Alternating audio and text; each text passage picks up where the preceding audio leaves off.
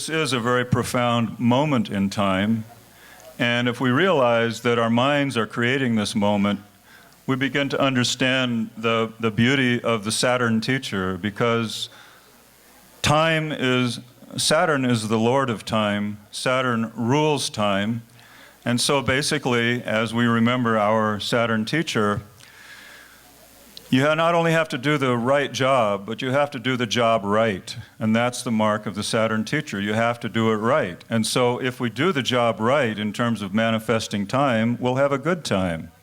And if we don't do the job right, we won't have a good time. And we all want to have a good time. So thank our Saturn teacher for giving us this training to begin to do the right job and to do it right. I have a few slides here. It's a little visual. What I wanted to talk with you about just a bit, and I can only hit these slides very briefly. I have all of this in a PDF form. We could spend a day or a week talking about each one, but I'd be happy to send you these slides in PDF if you send an email. You could send it to krishna.singh@aquarianreiki.com. Or if you have another email address, be happy to send this material and other materials. But what we want to talk about for a few moments is, how does the opening of the Aquarian age relate to the Mayan calendar? Now, Krishna Singh just mentioned that people were asking about 2012, and a part of the 2012 information was that that's when the Mayan calendar said things were going to change. Well, actually, that's not true either. What has been recalibrated by the Mayans in the last 15 years was the fact that the date that the Mayan calendar ended was actually 14 days ago on October 28th, 2011. We've had a 13-day break between the end of the Mayan calendar and the beginning of the Aquarian age. So I wanted to share a little bit with you from the perspective of the Mayan calendar what that might be understood to be.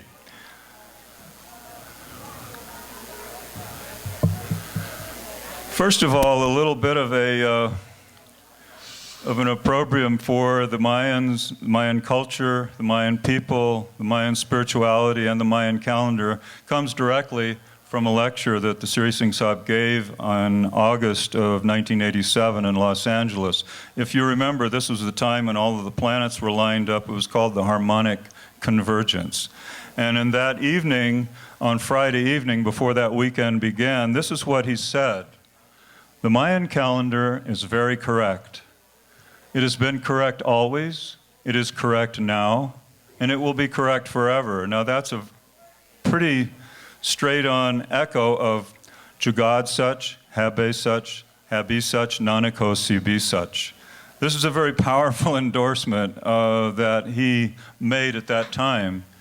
He says that the Mayans were a people who were in a position to predict and to see things between reality and non-reality, and their science was so accurate, they were called the people of mind.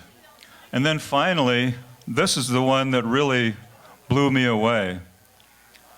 He said, whatever you read in the entire Guru Granth Sahib, the ancient Mayan people, they knew it by heart.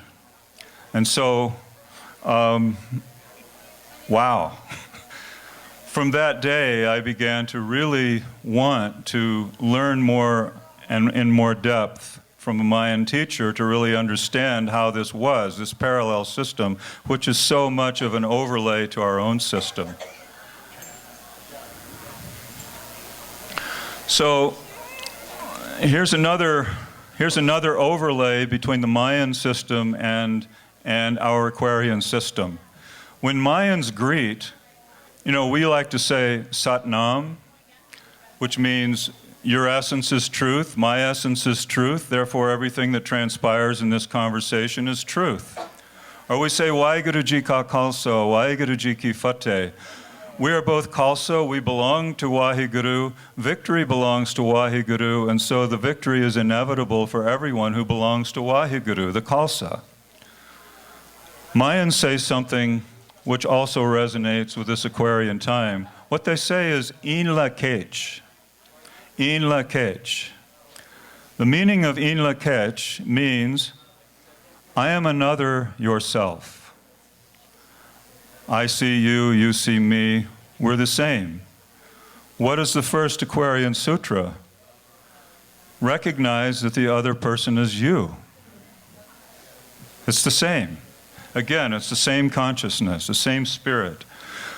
As opportunities arose for me from 1987 to approximately 1993, when I moved to Eugene, Oregon, I was able to begin studying with a Mayan elder teacher who was coming to Oregon every year at that time to disseminate some very important teachings about a change that was going on at that time in 1995. And this is Mayan elder, calendar keeper, day keeper. His name is Hunbat's Men. I was able to study with him for 3 years. In this photograph, he's delivering an invitational scroll to a representative of the Dalai Lama at the United Nations in New York. And this scroll was inviting the Dalai Lama to participate in some very important prophecy fulfillment that took place in March of 1995. I won't go into that too much, but it's an amazing prophecy. Basically, the Mayan culture went into a period of eclipse for 520 years, starting in 1475. It completed in 1995, and the prophecy stated that at the end of this time, to the Chichen Itza in March 21st of 1995, there would come a brother from across the sea wearing the colors of the sun who would reawaken the Mayan people to their destiny as planetary teachers of spirituality. Their ancestor came from the Pleiades to the earth, and when he landed on the earth, he did a dance which balanced his left and right hemispheres. His name was Xibalba. Xibalba is the Mayan word for Shiva. And so they claim as their ancestor is Shiva that brought these teachings of Kundalini, of the pyramids, of all of these teachings of the language, which the Mayans then traveled all over the planet and disseminated to many different cultures. The Mayan word for yoga is yokha, and the Mayan word for Kundalini is kultalilni. So again, we are on the same path. They were, in this version of the story, the founders of this path on the planet Earth. So here's a way of representing what the Mayan calendar is about. It's actually a series of 9 underworlds, which are not to scale here. The blue one on the bottom is 16.4 billion years. It's all a very simple mathematical algorithm, 13 times 20 times 360 days, and then times 20 times 20 times 20. In 9 iterations of that, you go from 234 days to 16.4 billion years. Each one of these cycles of evolution preceding the Big Bang, which happened about here, 14.8 billion years ago. So we're actually going prior to the Big Bang, where you might call the conception prior to the birth. Prior to the manifestation of the material universe, there was a conception which happened in the cosmic mind, and then everything followed from that. In the first cycle, then, was the manifestation of the material universe, which is still expanding. At each one of these cusps going across, a very critical quantum leap of evolution happened. At the first cusp here, when the second period started, when this one is 95% complete, the next era started. So each one is 20 times longer than the one that comes after it. At this point, the first animal life emerged. At the next point, the first primates emerged. At the next point, this has all been correlated by an evolutionary biologist, a Swedish biologist by the name of Carl Johan Kalimann. Quite accurate in terms of its scientific paradigm and its structure. When the primates had been here from 40 million years to 2 million years ago, the first humans 2 million years ago. At 100,000 years, the first spoken language. At 5,000 years, the first written language.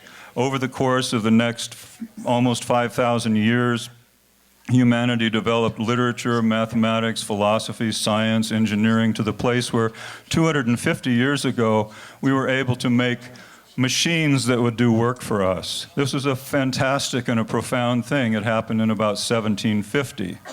And so at that point, up until that point, all labor had been either manual labor, animal labor, or slave labor.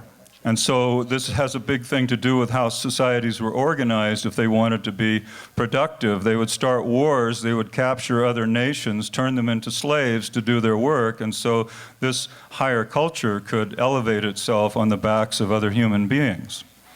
So in 1750, this morphed into machinery and engineering and industrialism and capitalism until in 1999, 12 years ago, the 8th cycle began, which was really about the globalization of this society and how the globalization of society is going to work. In the Battle of Seattle in Seattle in 1999 was where this, which really marks this event, and it's where humanity stood up.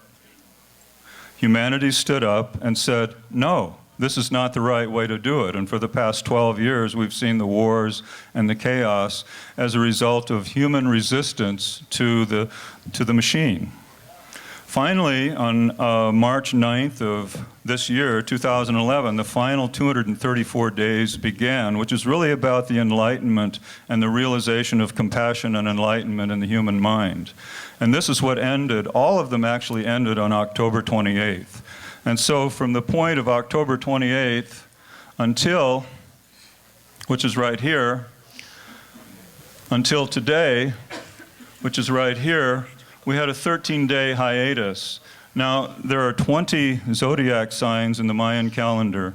The first 13 of them, well, the first one of all is alligator, which is basically represents all of the unruly forces in the universe, in the human mind, everything that arises out of the human collective subconscious. And so, this is really a model of yoga.